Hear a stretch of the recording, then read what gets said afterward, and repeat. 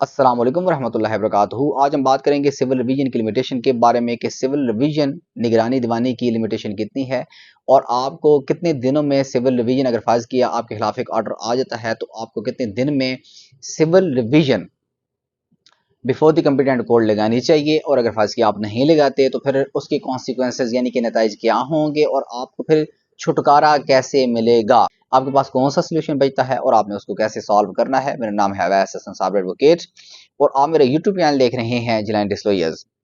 तो मैं आपको बताता चलूं कि जो सिविल रिवीजन का टाइम पीरियड है उसको दायर करने का वो 90 दिन है। यानी आपके खिलाफ एक ऑर्डर आया और आपने उसको अब चैलेंज करना है, तो आपने 90 दिन के अंदर अंदर उसकी मुसद्दका कापी लेके और बिफोर द कम्पिटेंट कोर्ट आपने उसकी निगरानी दीवानी लगानी है।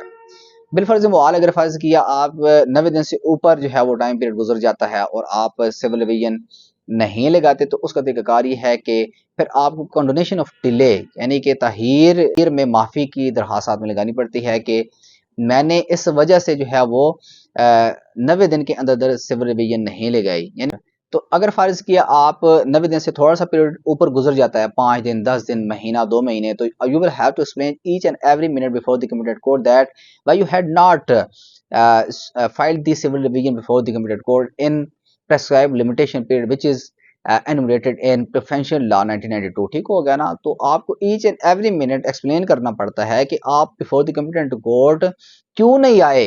जो लिमिटेशन पीरियड प्रोवाइड किया गया था उसके तहत जो कि 90 दिन है, तो आपको वो एक्सप्लेन करना पड़ता है और आपने अपनी जो रिवीजन लगानी है उसके साथ कॉन्डोनेशन ऑफ डिले भी साथ में पुट करनी है। और कॉन्डोनेशन ऑफ डिले के साथ आपने बैन अल्फी लाजमी लगानी है कि जो कॉन्डोनेशन ऑफ डिले की एप्लीकेशन मैं दे रहा हूं उसका एक एक वर्ड मैं ओथ पे हाथ रखता हूं कि मैं बिल्कुल ठीक तरीके से बयान कर रहा हूं। ठीक है ना।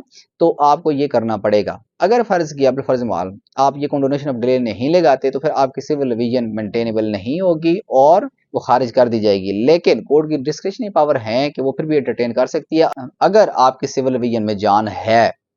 अब ये जो जान है ये आपकी रिवीजन बनती है और बाकी कम्पिटेंट है। अगर आपकी रिवीजन खारिज कर दी जाए तो बहुत ही बड़ा लॉस होने का खदशा है, इम्कान है।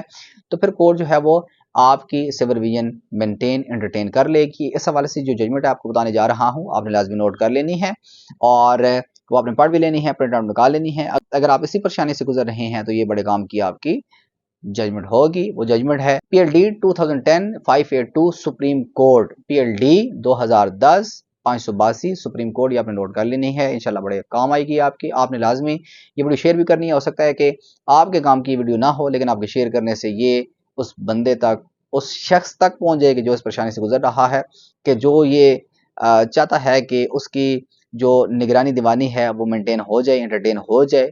और देर हो चुकी है उसको, तो उसको परेशान होने की जरूरत नहीं है, बल्कि उसको एक्सप्लेन करना पड़ेगा each and every minute, each and every day before the competent court कि उसने क्यों जो है वो ताहीर की अपनी निगरानी लगाने में।